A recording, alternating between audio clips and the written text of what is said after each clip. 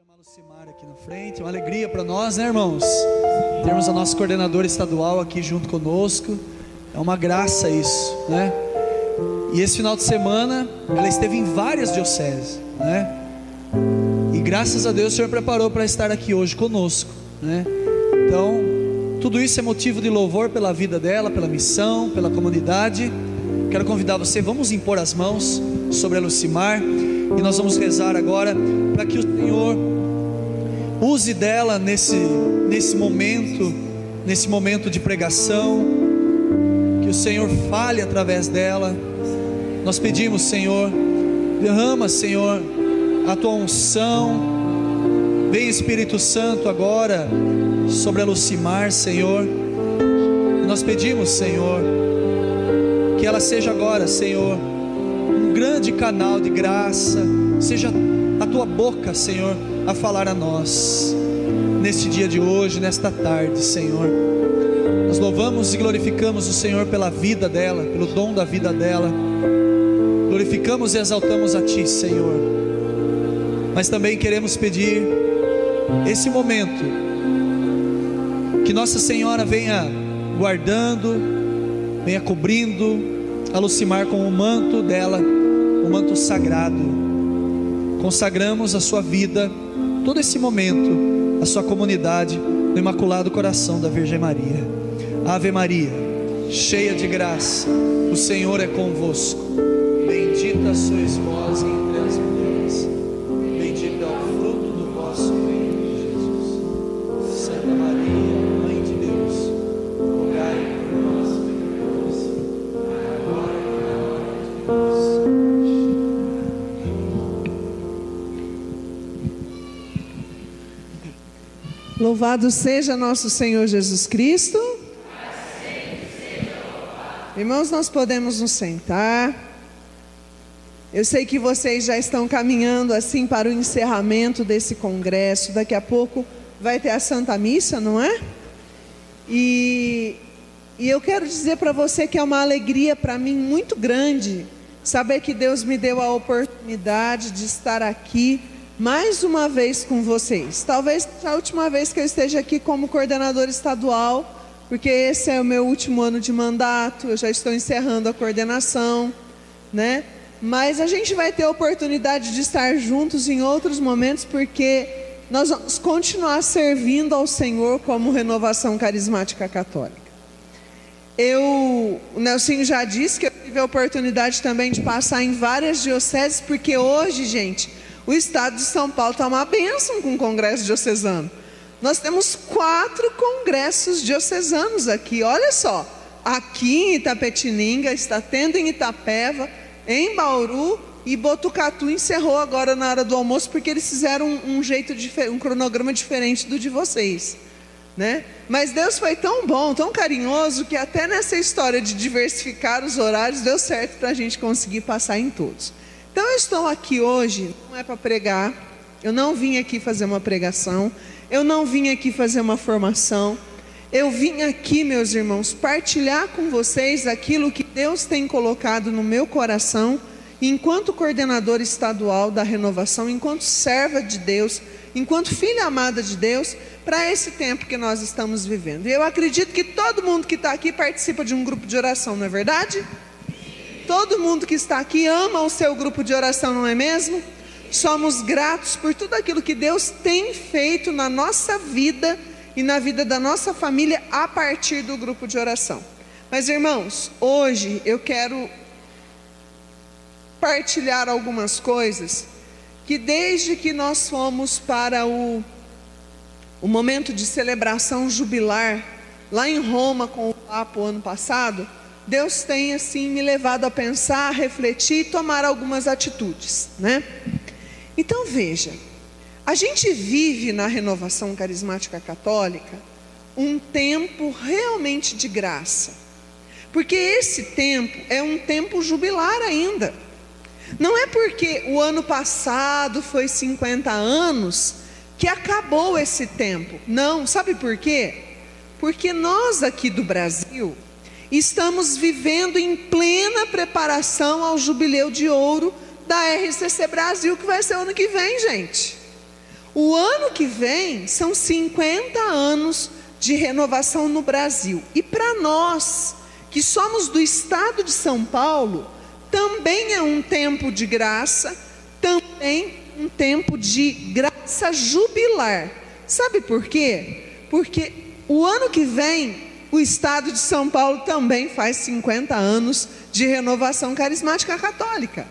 São 50, nós estamos com 49 anos que pelo estado de São Paulo tem acontecido também experiências do batismo no Espírito Santo, e quantos frutos nós temos visto. E a gente entende que se preparar para um jubileu não é só se preparar para um grande encontro, para uma grande celebração. Não. Se preparar para o jubileu é celebrar, meus irmãos, um tempo de graça profética.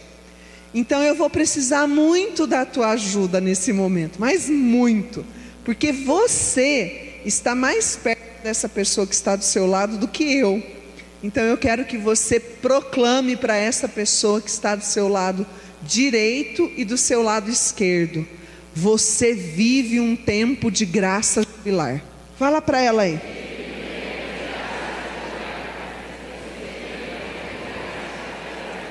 Olha aqui para mim que eu tenho uma coisa muito importante para te falar. Você vive um tempo de graça jubilar.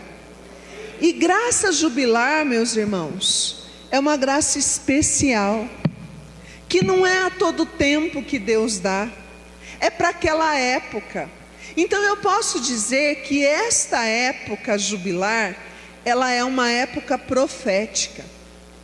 E assim, olha, quando a renovação aqui no Brasil se unia à renovação do mundo todo para celebrar o Jubileu de Ouro, nós também acolhemos o convite do Papa Francisco para ir celebrar lá em Roma esse jubileu. E vários irmãos do Brasil foram, né?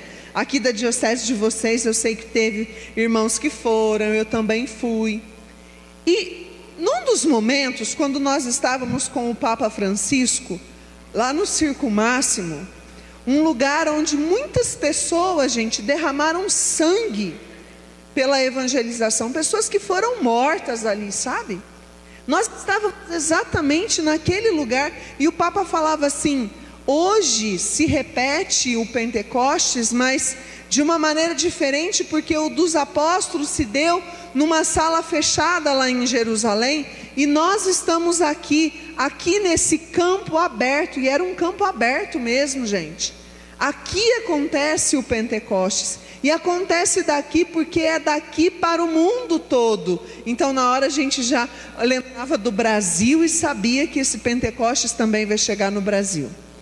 Só que ele falava que era para a gente olhar e se alegrar, porque a renovação, ela contribuiu com a igreja para que a oração do louvor fosse revitalizada na vida da igreja. Então o Papa dizia assim, que ele era grato à renovação, porque uma das coisas que a renovação fez também foi redescobrir o poder da oração do louvor, e que era para nós carismáticos não cometer o pecado de Micol, não viver o complexo de Micol. Micol é aquela mulher que, olhando para Davi, que cantava, dançava diante da arca, começou a falar: mas como pode você, sendo um rei, dançar e cantar desse jeito? Olha só, é como se ela dissesse assim para ele: se comporte, homem, né? Porque na verdade ali ela colocava até como que uma barreira para o louvor. E o Papa dizia que não era para a gente viver o complexo de Micol, ter vergonha de louvar, ter vergonha de cantar, ter vergonha de dançar. Então eu quero falar para vocês aqui da diocese, sabe, gente, esse tempo jubilar é tempo de gratidão, de dar glórias a Deus, de redescobrir o poder do louvor e de não ficar parado com os nossos medos, com as nossas vergonhas, porque o Senhor não nos deu um espírito de timidez, Ele nos deu um espírito de sabedoria, um espírito de fortaleza, um espírito de amor. Então, me ajuda de novo. Fala assim para o teu irmão: pode louvar a Deus à vontade. Pode louvar a Deus à vontade. Deus não te deu um espírito de timidez. Ele te deu um espírito de fortaleza, um espírito de sabedoria, um espírito de amor. Falar para o outro é fácil, né? Ouvir do outro é fácil, né? Então vamos falar para nós: Deus não me deu um espírito de timidez. Então veja bem, olha aqui. Não foi só isso que o Papa Francisco fazia. Agora é importante que você preste bastante atenção, porque aqui eu quero tocar num ponto muito sério que deve mover a nossa conduta. Tá certo? O Papa Francisco falou que com 50 anos de renovação é um tempo para a gente refletir. Refletir o que foi feito, o que aconteceu e o que vem daqui para frente, para a gente saber os passos futuros. Talvez você não tenha tanto tempo assim de renovação. Talvez você nem tenha esse tempo de idade. Eu estou vendo bastante gente jovem aqui no nosso meio. Talvez muitos de vocês estão caminhando na vida da renovação até menos de 5 anos. Mas o importante é saber que Deus preparou este tempo, que é um tempo de graça jubilar para nós, para a gente celebrarmos isso. E olha que interessante, meus amados irmãos. Eu voltei para o Brasil, e eu voltei com essa fala do Papa, sobre a importância da gente refletir. E eu sei que isso aconteceu na minha vida, pelo fato de estar à frente do povo, pelo fato de estar na coordenação, e pelo fato de ter a responsabilidade de direcionar, de encaminhar, de ajudar a discernir, né? E isso, querendo ou não, mexe com a nossa responsabilidade, com a responsabilidade do nosso chamado.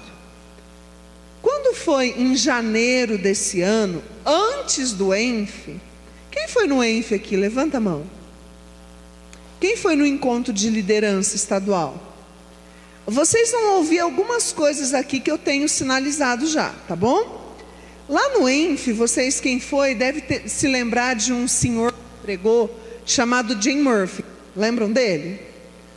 Ele, antes de pregar no ENF, ele esteve na reunião do Conselho Nacional da Renovação Carismática Católica, uma reunião que eu participei. E é aqui que eu estou falando para vocês que eu estou partilhando. E partilha a gente faz com quem a gente ama. E partilha a gente faz com quem a gente acredita.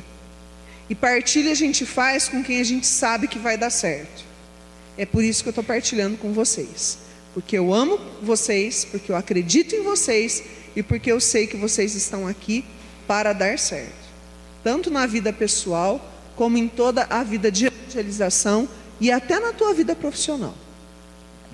Irmãos, ele dizia assim, ele já chegou na reunião do conselho falando assim: é muito bom estar no Brasil, porque estando no Brasil a gente se alegra com os milhares de brasileiros que participam da renovação carismática católica.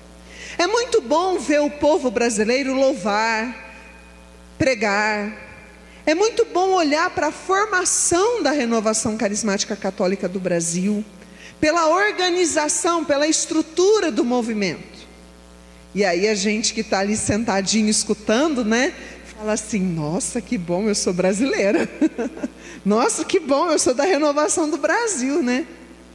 De repente, amados, ele falou assim: mas é interessante o que Deus tem direcionado vocês na palavra. Deus tem falado para vocês: eis que estou à porta e bato. E quando nós olhamos para esse versículo bíblico, nós vamos encontrá-lo lá no livro de Apocalipse, que com certeza vocês aqui já devem ter ouvido bastante sobre esse livro hoje, nesse encontro, nesse ano, né? Então, e é interessante que, aí ele voltava a falar assim: é interessante que quando a gente vai lá no livro do Apocalipse, a gente chega num dado momento onde Jesus fala assim: eu conheço as tuas obras, eu conheço o teu trabalho, eu conheço as tuas lutas. Em cada carta, em cada mensagem que ele manda para as igrejas, ele sempre fala assim: conheço as tuas obras. Para cada povo ele conhece alguma coisa, né? Mas numa das cartas ele fala assim: mas tenho contra ti que arrefecesse o teu primeiro amor. E dali então ele faz uma chamada: voltai ao primeiro amor. Volta ao primeiro amor. Então o Jim Murphy começou a falar assim, ó: e o que será que é para nós voltar ao primeiro amor? Porque tem muita gente que pensa que voltar ao primeiro amor é a gente fazer aqueles momentos de amorização, é a gente chorar diante do Santíssimo, né? Tudo isso faz parte. Mas para nós aqui, que já caminhamos há 49 anos como Renovação, quando o Senhor olha para nós e fala assim: voltai ao primeiro amor, Ele está dizendo assim para nós: voltem às raízes proféticas da Renovação Carismática Católica. E eu estou aqui para partilhar com vocês que nós devemos voltar às raízes proféticas da Renovação Carismática Católica. E quando nós voltamos às raízes proféticas da Renovação Carismática, nós estamos voltando à dimensão mística da renovação. Percebe? Nós vamos sair desse congresso aqui com um compromisso, meus amados: voltar à dimensão mística e voltar ao senso profético da renovação. Já imaginou o que é lá no grupo de oração realizar isso na vida das pessoas? Amados, eu sei que esse horário ele é meio complicado, né? Porque parece assim que bate um certo cansaço físico até, né? Mas não deixe o sono te atrapalhar, porque o que eu vou falar aqui é algo que eu ouvi de um grande líder da renovação e que pode nos ajudar a dar um sentido totalmente novo à nossa vida. Gente, ele dizia assim, ó: vocês querem entender o que é a dimensão mística? Olhem para a vida dos santos. E eu, gente, sou uma pessoa assim, ó: eu anoto, eu volto nas minhas anotações e eu vou refletindo naquilo. Eu fiquei intrigada com essa história de voltar à dimensão mística. E quando ele falou para olhar para o santo, eu fui olhar para a santa da minha devoção. Talvez você tenha um santo de devoção e eu quero convidar você agora a lembrar desse santo. Porque na vida dessa santa que é da minha devoção, e na tua você vai ver isso também, a gente vai perceber que eles viveram algo que já foi falado aqui no congresso: uma intimidade profunda com Deus, uma vida voltada para a santidade, com práticas de santidade, com atitudes de santidade, porque imitaram as atitudes de Jesus. Então eu entendo, irmão, eu vou falar para você, que nesse momento Deus colocou para estar à frente desse povo que está aqui. O nosso papel também é ajudar esses nossos irmãos a viver essa dimensão mística, a oferecer para os nossos irmãos oportunidades de experiência mística com Deus, onde a gente vai entrar em profunda oração, em profunda espiritualidade, em profunda intimidade com Deus. E isso não se dá somente num encontro, não é só num final de semana. O final de semana desperta, mas a gente precisa alimentar isso todos os dias da nossa vida, como nós nos alimentamos com aquilo que é alimento físico que a gente precisa. Então nós precisamos desse alimento espiritual todos os dias da nossa vida. E esse alimento, ele se dá pela palavra, pela vida sacramental, ele se dá pela vivência no grupo de oração, pela participação da vida da igreja, sabe? Pelas práticas espirituais, que nós bem sabemos, adoração, jejum, penitência, oração do Santo Rosário. Sabe, irmãos, eu fui olhar para a vida dessa santa que é da minha devoção. A minha santa de devoção viveu num período da igreja, que nós conhecemos, né, o período da Idade Média. Não foi um período fácil, foi um período difícil, delicado. Mas eu te pergunto, esse período que nós vivemos na igreja é fácil? Esse período que nós vivemos na sociedade, no nosso país, nos diversos âmbitos do país, está sendo fácil? Então eu posso dizer que ela vive uma espiritualidade que me ajuda na dimensão mística para esse tempo. Veja, ela não ficava quieta quando ela via alguém necessitado. Teve um dia que ela ficou sabendo que um casal amigo dela estava passando por dificuldades, e ela sai da cidade dela e vai até a outra cidade vizinha para conversar, para estar com aquele casal, para estar com aquela família. Cutuca o teu irmãozinho do lado e fala assim: você sabe como que ela viajou? Olha aqui para mim, olha aqui. Vocês sabem como que ela viajou? Eu não sei se ela foi a pé, se ela foi montada em algum animal, mas eu sei que ela não foi de carro, não tinha. Ela não foi de avião, não tinha jeito de ir. A viagem dela, embora era uma cidade próxima, custou sacrifícios. Será que a gente tem visitado as pessoas do nosso grupo de oração que têm necessitado de ajuda nas suas famílias? Nem precisa responder, viu, gente? Talvez você vá falar assim: eu não tenho carro, mas você deve ter ônibus circular, carona, né? É mais perto, dá para ir a pé, não é mais aquela estrada que não é pavimentada, né? Então, ela foi, se cansou, se doou, ficou lá o tempo necessário e deu certo. Aquela família voltou a ter uma estrutura de família.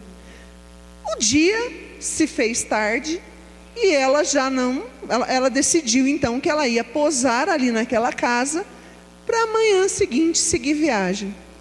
E pela lógica dos fatos, né, ela viajou, cansou, ficou praticamente o dia com aquela família. Com certeza ela estava cansada fisicamente e até mesmo na cabeça cansada, não é? Qual que é a lógica dos fatos aí? Ela ia descansar, né? Dormir. Quando ela estava indo repousar, ela ouviu um barulho e saiu na janela para ver. Era uma turma de gente que passava com 2 homens que tinham sido condenados à morte e que no dia seguinte, ao amanhecer o dia, seriam mortos. Ela nunca conversou com eles, não sabia o nome deles e nem qual foi o crime que eles cometeram. Mas sabe o que ela fez? Ela não dormiu, ela não descansou. Ela ficou a noite toda em vigília, rezando pela conversão daqueles 2 homens, rezando pela salvação da alma deles. Então agora eu te pergunto, nós somos chamados a viver a mística, né? Qual foi a última noite que a gente passou em vigília para a salvação da alma de uma pessoa que nós conhecemos e amamos? Qual foi a última noite que nós passamos em vigília pela salvação da nossa família, do nosso marido, da nossa esposa, dos nossos filhos, do nosso grupo de oração? Gente, não precisa responder nada, é para a gente pensar. Se a vida mística eu posso seguindo o exemplo dos santos, então eu posso olhar para a minha vida e ver o que eu não estou fazendo, que faz parte da vida mística. Vocês vão falar assim: ah, mas ela também não tinha outro trabalho, né? Era só isso que ela fazia. Só isso? Só isso? Você não sabe o que é se cansar pelo Evangelho, se você pensa assim. Sabe o que aconteceu? Ao clarear o dia, ela pediu para ir até o local onde os 2 prisioneiros seriam mortos. E ela viu eles pedindo um padre para se confessar. Eles se confessaram e foram mortos. Aí você fala assim: ah, mas morreu para essa vida, para viver para Deus. Porque com certeza a oração daquela mulher de Deus alcançou o coração de Deus e trouxe a conversão e o arrependimento para a vida daqueles 2, senão eles não teriam pedido para confessar. Estou falando de Santa Catarina de Sena, viu? Uma grande doutora da igreja, que era analfabeta, mas quem leu uma das cartas que ela escreveu e contou com os dos discípulos dela para escrever, vai ver que é uma teologia pura que está ali.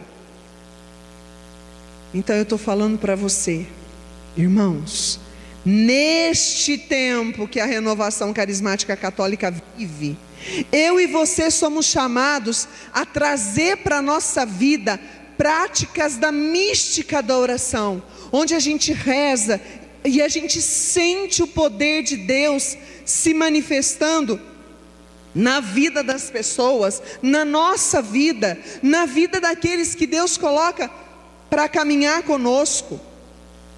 E aí, irmãos, você se anima para sair do congresso hoje assumindo uma vida mística, uma vida de oração?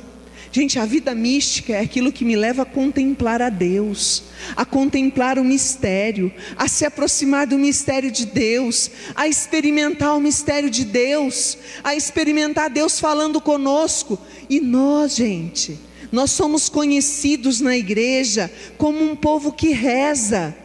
Então, se nós somos conhecidos como um povo que reza, nós temos que rezar mesmo, amados. Nós temos que colocar em prática essa vida de oração a partir da nossa intimidade com Deus. Aí veja, aquele pregador que eu dizia para vocês que veio na reunião em janeiro e que depois pregou para a gente no ENF, ele também falava do negócio do senso profético. E eu fiquei assim intrigada com isso, sabe? Onde é que está esse senso profético? Eu entendo, gente, existe na nossa evangelização um profetismo. Eu não sei o que você tem feito para evangelizar, mas eu sei que se você reza, existe também um profetismo na tua oração. Se você é um formador, existe um profetismo nessa formação. Se você é um pregador, um coordenador, um ministro de música, existe ali um profetismo. Existe ali naquela ação uma resposta providencial de Deus como remédio para um problema desta sociedade. Então, a nossa ação evangelizadora é exatamente o que São João Paulo II falou para nós, que os movimentos e as novas comunidades são na igreja uma resposta providencial do Espírito para os problemas atuais, é remédio para essa sociedade. Então a tua vida, ela se torna um remédio, o teu testemunho, a tua vivência é um remédio. Quando nós começamos a pensar assim, nós não ficamos jogando palavras afiadas aí para fora, não. Nós não ficamos jogando assim palavras de indireta na vida das pessoas, querendo provar por meias verdades coisas que não são verdadeiras. Sabe, amados, Eu sei que é o último momento do congresso, assim, de pregação. Daqui a pouco a gente vai entrar no mistério da Santa Missa. E eu não vim aqui para jogar um balde de água fria em vocês. Eu vim aqui para mostrar a importância que você tem na evangelização hoje. Quando nós falamos em senso profético, amados, nós estamos falando em nova evangelização, em um jeito novo de evangelizar, em um jeito onde a evangelização alcança o coração de todos os povos, em todos os tempos. Alcança o coração das crianças, dos adolescentes, jovens, namorados, casais, famílias, pessoas mais experientes de vida, idosos, doentes, encarcerados. Essa nova evangelização, ela vem para acontecer na vida de todos aqueles que ainda não experimentaram essa graça. E Deus te concede essa graça especial. Então, voltar ao primeiro amor não é só para você falar assim: então eu tenho que viver um ano sabático, para mim ficar o ano inteiro só rezando. Não.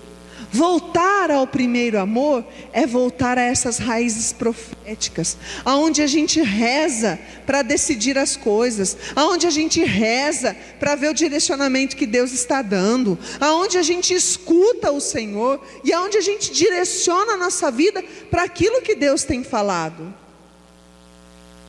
Eu não sei como que você se posiciona, mas quando eu fui ouvindo aquele pregador falar sobre a questão do senso profético, quando eu fui ouvindo ele falar sobre a dimensão mística, eu fui correndo, assim que acabou aquele momento com ele, eu fui correndo falar com o seu Reinaldo Bezerra, que é um dos pioneiros da renovação aqui no Brasil, né? No estado de São Paulo principalmente. E eu fui lá falar com ele, querendo saber o que aquele homem estava falando de senso profético. E ele pediu para que eu lesse uma catequese do Raniero Cantalamessa, e eu fui ler. E nessa catequese, o Raniero Cantalamessa, ele fala assim, tudo que ele fala é sobre o batismo no Espírito Santo. Então, quando a gente fala que a gente tem que voltar às raízes proféticas, nós temos que voltar ao batismo no Espírito Santo. Vocês já rezaram pedindo batismo nesse encontro? Epa, eu sei, todo dia, não é? Realmente nós temos que pedir o batismo no Espírito Santo todos os dias. Olha só, olha o que ele fala, porque o que eu quero dizer para vocês é que para a gente voltar ao senso profético e à dimensão mística, nós precisamos do batismo no Espírito Santo. E olha aqui o que o Raniero Cantalamessa, que é o pregador do Papa, fala para nós. O batismo no Espírito Santo é uma experiência viva. Acontece com grandes gestos de simplicidade, acompanhado de disposições de arrependimento e de fé. Então, o batismo no Espírito Santo é muito simples, mas eu tenho que estar disposta a essa experiência. Está disposta mais uma vez a essa experiência? De novo? Você realmente acredita que essa experiência pode te introduzir numa dimensão mística de oração? Num caminho de santidade? Num caminho de verdadeiro testemunho de vida para a tua família, meus irmãos, para o teu local de trabalho, para a tua profissão, para os teus estudos, para o teu ministério. Ele ainda fala assim, a igreja. Quem é igreja aqui? Todos nós somos igreja. A igreja necessita recuperar o ímpeto, a satisfação, a certeza da sua verdade. E como nós precisamos recuperar isso, amados irmãos? Nós precisamos recuperar a certeza da verdade. Sabe por quê? Porque nós temos ficado assim meio tímidos na hora de anunciar. Nós temos escondido aquilo que é verdade, porque nós temos medo das perseguições. E aqui eu quero dizer para vocês que, refletindo sobre esse senso profético, Deus me levava a olhar assim, como que eu estava vivendo a minha vida pessoal de oração, mas também a coordenação estadual, a fundação da comunidade a qual eu sou fundadora, as pregações nos lugares onde eu sou chamada a pregar, as formações, porque o meu ministério é formação. Como que eu estava vivendo tudo isso? E ali, gente, eu comecei a pensar que a gente pode melhorar e muito a nossa conduta e o nosso jeito de agir. Continuando lendo a catequese do Frei Raniero Cantalamessa, ele fala assim, que o Espírito Santo ele é especialista em doenças. Ai meu Deus, que coisa boa, né? Ele é especialista em doenças. E ele fala assim, o Espírito Santo é o especialista sobre tudo nas doenças do matrimônio e da família, que são grandes enfermos de hoje. E aqui eu quero falar para você, nós vamos sair desse congresso que com certeza foi uma bênção, foi uma graça de Deus na vida da gente, onde o Senhor nos despertou muito para a oração, para o amor dos irmãos, para o perdão, para o recomeçar, né? Mas nós vamos sair daqui e vamos para onde? A hora que você sair daqui, você vai chegar onde? Na nossa casa. E talvez lá na nossa casa, não foram todas as pessoas da nossa família que vieram aqui conosco, senão não caberia aqui nesse local. Amados irmãos, eu quero dizer para vocês que nós precisamos aprender a pedir o batismo no Espírito Santo para a nossa família. Sabe por quê? Porque ela tem sido atingida e contaminada com doenças que essa sociedade tem passado para nós. Doenças que têm até mesmo atingido a nossa maneira de pensar sobre a igreja, a nossa maneira de pensar sobre família, a nossa maneira de agir como família. E olha, quando eu fui rezando, quando eu fui pedindo para o Senhor, me dá mesmo sabedoria para falar nesse sentido, porque como eu disse para vocês, eu não estou pregando, e eu não estou formando vocês, eu estou partilhando. E eu estou fazendo uma partilha sagrada daquilo que Deus falou a partir da minha vida. Porque eu acredito em você, porque eu confio em você e porque eu tenho certeza que a tua vida é um grande sinal de evangelização, um grande instrumento de evangelização aqui para a Diocese de Itapetininga. Deixa eu só fazer uma pergunta. Cadê um casal que vive o sacramento do matrimônio aqui? Eu quero um casal aqui. Não tem nenhum? Vem cá, vem um casal. Vamos lá, quem vem primeiro? Aí, eles levantaram, vem cá. Pronto. Grupo de oração Estrela da Manhã. Glória a Deus, né? Vocês são um casal que vive o sacramento do matrimônio. Vocês têm filhos? 2. Vocês têm netos? 2. Muito bem. Como é que você chama? Valdegner. Roseli. Tá. Presta atenção. Eu sou chamada a viver o senso profético. Voltar ao primeiro amor é voltar às raízes proféticas. As raízes proféticas me faz evangelizar falando a verdade.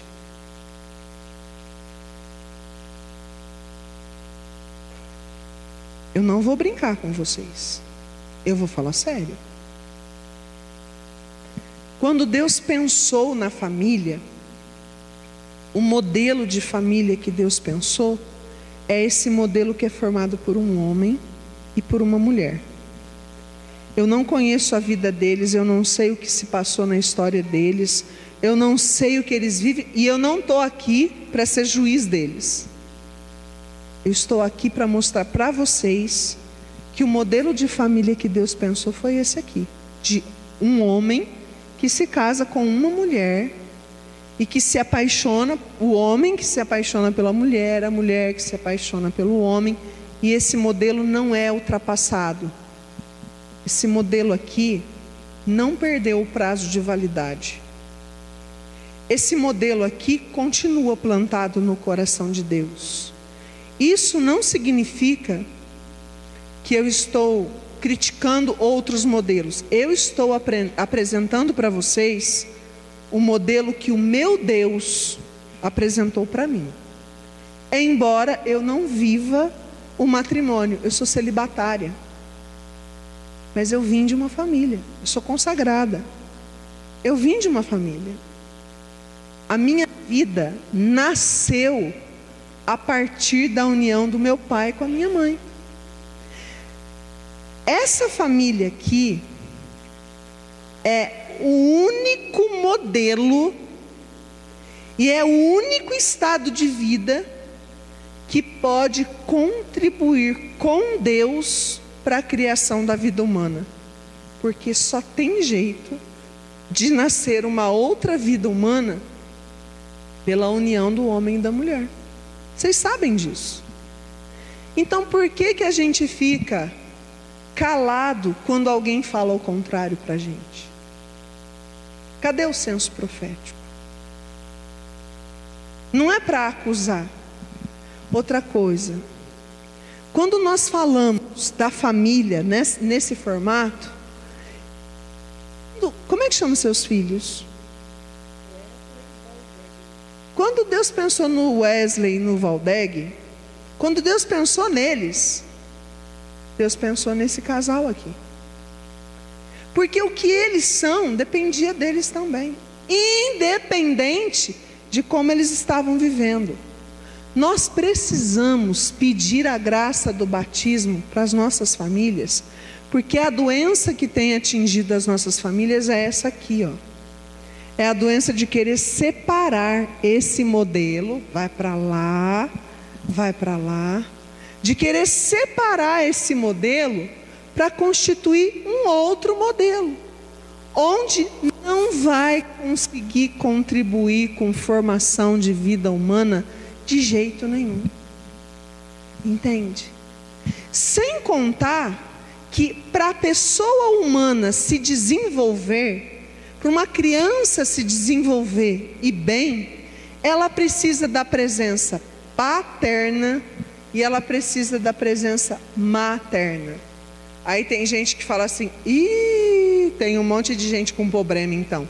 Porque nós não estamos pedindo o batismo no Espírito Santo para as nossas famílias.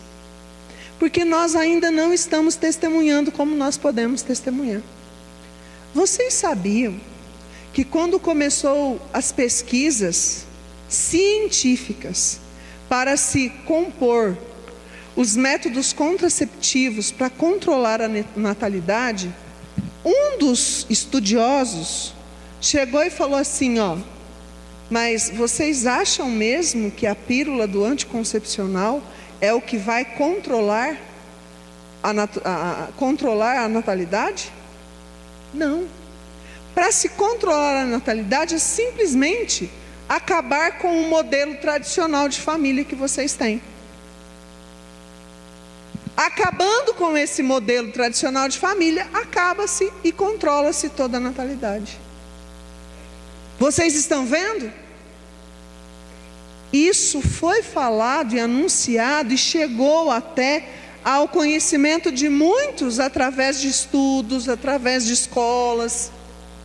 E o pior, gente, quando não se consegue controlar a natalidade, sabe o que faz com as crianças? Começa a ensinar para as nossas crianças que elas podem ser o que elas quiserem. Vocês já ouviram essas propagandas? Você pode ser o que você quiser. Eu vou contar para vocês o que Santa Teresinha respondeu sobre isso. Quando perguntaram para ela quem ela pensava que ela era, sabe o que ela respondeu? Sou o que Deus pensa de mim. Então, quem que nós pensamos que nós somos? Nós somos filhos de Deus. A nossa ação tem que ser como filho de Deus. O nosso jeito de viver tem que ser como filho de Deus. A nossa resposta a essa humanidade tem que ser como filho de Deus. A resolução das situações desse tempo precisa ser na ótica de um filho de Deus. Aí o pessoal vai e fala assim, mas essa história de casamento não dá muito certo. Sabe por quê? Porque olha, toda vez que ela vai resolver uma coisa lá em casa, é muito diferente dele. E aí já se desentende. Mas é lógico, ele vê as coisas de um jeito diferente do dela. E não é ele aqui, é o homem. O homem pensa, age de um jeito muito diferente da mulher.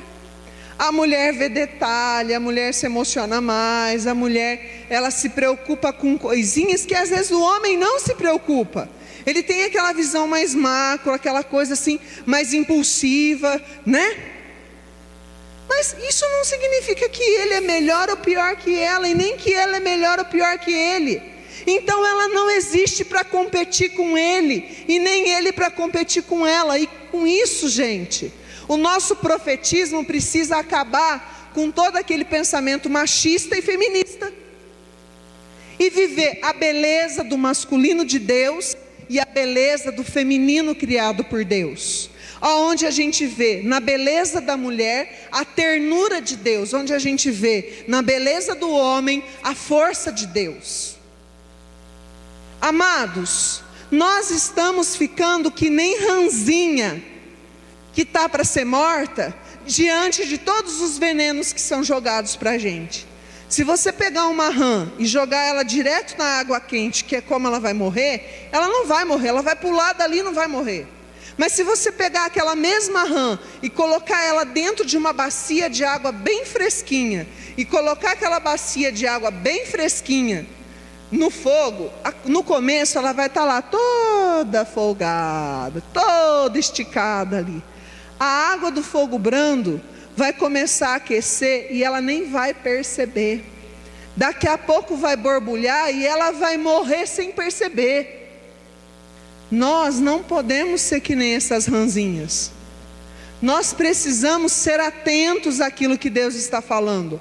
Se o Espírito Santo é aquele que tem nos mostrado que é remédio para todas as doenças da família, até os desentendimentos de um e do outro têm que ser conduzidos pelo Espírito Santo, para se resolver, para se perdoar, para se compreender, até para se conhecer melhor. Eu não vou puxar assim nem um pouco de lado para as meninas, né? Mas eu sei que as mulheres conseguem trabalhar com 4 bocas de fogão ligada, ainda a máquina de lavar ligada, e se bobear vai lá e atende o telefone, enquanto os homens com uma boca só conseguem queimar o arroz. Não são todos, a gente sabe que tem exceções, né? Teve um dia que eu falei isso, o rapaz falou assim: por isso que a gente acende a churrasqueira, mas queima a carne. Então é isso, gente, existem diferenças, né? E diferenças que foram dadas por Deus para um completar o outro, não se competir com o outro. Lucimar, o que isso tem a ver com o que você está falando? Por que você está partilhando isso conosco? Tem tudo a ver. Se eu não viver a mística da oração, eu não vou compreender o mistério. O mistério do matrimônio, o mistério do celibato, o mistério da família, o mistério da vocação, o mistério da oração, o mistério eucarístico. Eu não vou compreender, porque minha cabeça vai estar distante, o meu coração vai estar distante daquilo que é sagrado, daquilo que é profético. Se eu não mergulhar na graça de Deus, o senso profético não vai estar na minha conduta. Isso aqui que eu estou falando, ó, é muito mais do que apresentar um modelo para vocês. É apontar para vocês que a nossa vida e a nossa conduta tem que refletir o profético de Deus no meio do povo. Porque quando isso reflete, as pessoas vão vendo a verdade, e as pessoas confiam na verdade, e as pessoas começam a seguir a verdade, e a verdade se tem um nome, se chama Jesus Cristo. Então, a família, o matrimônio, para todas as doenças e problemas daqui do matrimônio, basta pedir o batismo no Espírito Santo. Eu preciso falar uma coisa para vocês aqui, já estou acabando, viu? Mas eu quero te dizer uma coisa: se você está aqui e o teu coração já está se apertando, porque daqui a pouco você vai voltar para casa, e você está com medo de que tudo vai estar daquele mesmo jeito, Peça agora o batismo no Espírito Santo para a tua família. Chegue você em casa diferente. Olhe para as pessoas da sua casa de maneira diferente. Se você está aqui ouvindo isso, vendo isso, mas está com seu coração ferido por causa de situações de desentendimento, de divisões, de separação, de intrigas na família, no matrimônio, com os filhos, com os pais, filhos e pais, com os cônjuges, peça o batismo no Espírito Santo. Se você está aqui, de repente você está pensando assim: Lucimar, você está falando isso, mas você não sabe que lá em casa faz muito tempo que o desemprego não sai de lá. Faz muito tempo que a gente não consegue pagar as contas. Peça o batismo no Espírito Santo. Porque batizados no Espírito Santo, com o poder, com a sabedoria do Espírito Santo, nós vamos conseguir administrar a nossa casa de um jeito novo. Amém? Muito obrigada, viu, irmãos? Deus abençoe todas as famílias que estão aqui. Todos aqueles que realmente responderam ao chamado do matrimônio. Uma outra coisa muito importante, porque acho que agora a gente precisa rezar, né? Porque daqui a pouco é a missa. E nós vamos rezar já. Nós vamos rezar, eu sei que vocês já rezaram bastante, eu sei que vocês já pediram bastante, mas eu quero pedir que nesse momento o Espírito Santo, Ele nos ajude e Ele venha selar em nós a graça do batismo no Espírito Santo, para que a gente seja um grande instrumento de salvação para as nossas famílias, para a nossa igreja, para o grupo de oração. Que a gente seja um grande instrumento de salvação por onde a gente passar. Irmãos, se vocês têm olhado para alguma realidade que tem te desanimado, peça o batismo no Espírito Santo para você agora. Porque o Espírito Santo não deixa ninguém sem alma, ninguém desanimado. O Espírito Santo nos fortalece, Ele nos conduz. Se você tem falado assim: Lucimar, mas todo encontro que vem eu faço o propósito de voltar à vida de oração, daí uma semana eu já não estou mais com a vida de oração. Seja radical com você, seja firme com você mesmo, seja decisivo, comprometa-se com você como Cristo se comprometeu conosco. Talvez você está aqui falando assim: Lucimar, eu escuto isso, isso mexe comigo, isso aquece meu coração, mas eu não consigo fazer. Se você deseja, se você quer, basta pedir o batismo no Espírito Santo, porque Ele vem com sabedoria, Ele vem com autoridade, e Ele vem para transformar. Se você já nesse final de encontro se sente preparado mesmo para voltar àquilo que são raízes proféticas da renovação, é a gente rezar na certeza que Deus está escutando e Ele vai atender. E a resposta de Deus pode não ser a que eu quero, mas vai ser a que eu preciso. Eu vou rezar, eu vou clamar, eu vou pedir, porque eu sei que em Deus tudo pode se transformar. Eu vou rezar, eu vou pedir o batismo no Espírito Santo, certo de que eu não vou voltar para minha casa do mesmo jeito que eu vim para cá. Eu vou voltar para minha casa fortalecido, abastecido, com uma visão de esperança, uma visão de fortaleza, querendo realmente a novidade do Espírito Santo para tudo que envolve a minha vida. Você quer isso, amado? Quer? Deseja? Espera. Às vezes você fala assim: eu estou aqui, eu estou bem, eu estou aqui, eu me sinto bem, mas parece que a hora que eu estou voltando para casa, já começa a bater uma tristeza em mim. Renuncia a isso, irmão, renuncia a isso. Nós vamos levar para a nossa casa a graça que nós experimentamos durante todo o encontro. Nós vamos levar para a nossa casa a graça que inundou a nossa vida durante todo esse encontro. Então vamos ficando em pé. Vamos ficando em pé. E eu quero convidar você assim, sabe, a exercer aquilo que a palavra de Deus nos ensina. Olha, você nem precisa pegar a Bíblia agora, eu quero proclamar aqui alguns versículos para a gente entender o que Deus vai fazer aqui conosco. Lá na segunda carta de São Paulo a Timóteo, no capítulo 1, versículo 6, fala assim: por esse motivo, eu te exorto a reavivar a chama do dom de Deus que é em ti, que recebeste pela imposição das minhas mãos. Pois Deus não nos deu um espírito de timidez, mas de fortaleza, de amor, de sabedoria. Diocese de Itapetininga, presta atenção no que eu vou falar para vocês agora. Não te envergonhes, portanto, do testemunho do nosso Senhor, nem de mim, seu prisioneiro, mas sofre comigo pelo Evangelho, fortificado pelo poder de Deus. Deus nos chamou, nos salvou e chamou para a santidade. É para isso que Deus nos chamou.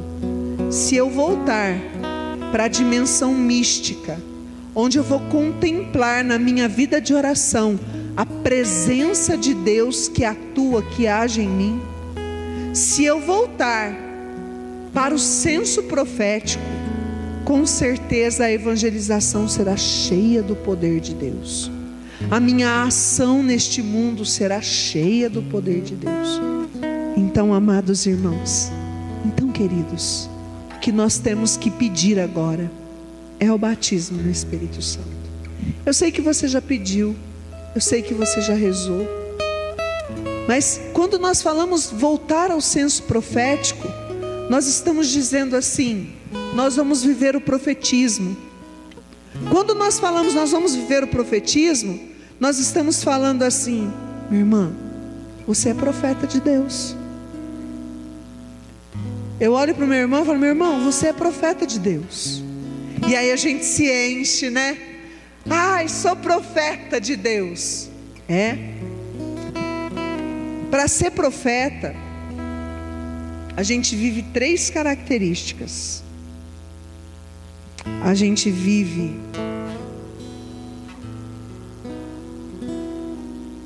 a gente sofre por aquilo que a gente anuncia. Vocês pensam que é fácil viver assim? Quantos casais que eu conheço que estão abertos à vida, que viveram um namoro de uma maneira cristã, que viveram um noivado de uma maneira cristã, se preparando para o sacramento, que vivem o matrimônio, que estão abertos à vida e não conseguem engravidar. Sofrem por aquilo que anunciam, sofrem por aquilo que acreditam. Quem assume ser profeta nesses tempos tem que assumir viver a intimidade com Deus de maneira tão profunda que testemunha essa intimidade de maneira atualizada para os dias de hoje. Agora a terceira característica, e eu vou parar por aqui para a gente rezar. Quem assume esse profetismo, esse ser profeta, assume viver o martírio. E não pense você que é só aquele martírio de quem deu a vida e derramou o seu sangue pela causa do Evangelho. Muitos de vocês que estão aqui, eu sinto que está vivendo um martírio branco, que está sofrendo, que está vivendo a dor, porque a nossa vida é assim: glória e dor, cruz e ressurreição. Mas Deus está te formando para ser verdadeiro instrumento de evangelização. Por isso nós precisamos do batismo no Espírito Santo de maneira autêntica. Raniero Cantalamessa diz que o batismo no Espírito Santo é uma experiência viva. É essa experiência que eu peço ao Espírito Santo agora. Eu peço essa graça e eu quero convidar você a pedir isso também. Diz para o Espírito Santo que você quer essa experiência viva, do batismo no Espírito Santo. Amado Espírito Santo, Senhor que habita dentro da minha vida e da vida de cada irmão que está aqui, nessa tarde eu quero te pedir, vem realizar, vem manifestar em nós o teu poder, a tua graça, vem nos levar a uma experiência viva com a tua pessoa, Espírito Santo, vem nos levar a uma experiência viva, de sermos assim, revitalizados na graça, pela imposição das mãos dos nossos irmãos. Eu quero pedir para você levantar as tuas mãos assim, pedindo para o Espírito Santo ungir as tuas mãos. Espírito Santo, vem ungir as minhas mãos, derramar nas minhas mãos a unção profética, derramar o poder, a autoridade. Unja as minhas mãos para que eu possa verdadeiramente tocar nas pessoas e pedir essa graça da efusão do Espírito, da efusão do amor, da efusão de unção, de restauração. Unja essas mãos, Espírito Santo, que muitas vezes foi usada para apontar erros, essas mãos que muitas vezes se manchou, se sujou com o pecado.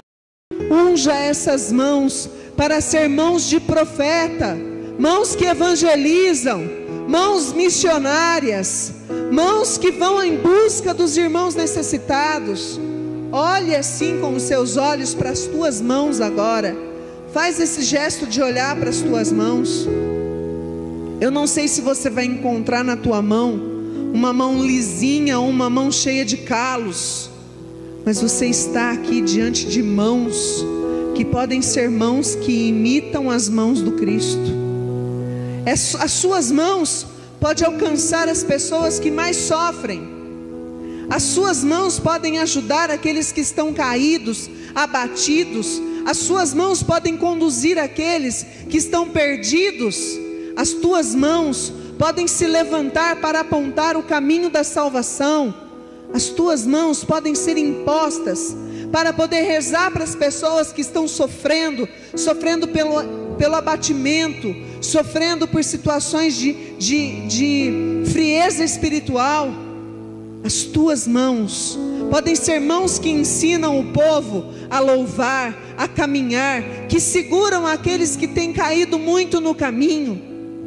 Essas mãos, veja que em nenhum momento Deus foi condenando as tuas mãos, que talvez as se sujou com pecados desta sociedade. Mas essas mãos aqui são mãos que evangelizam,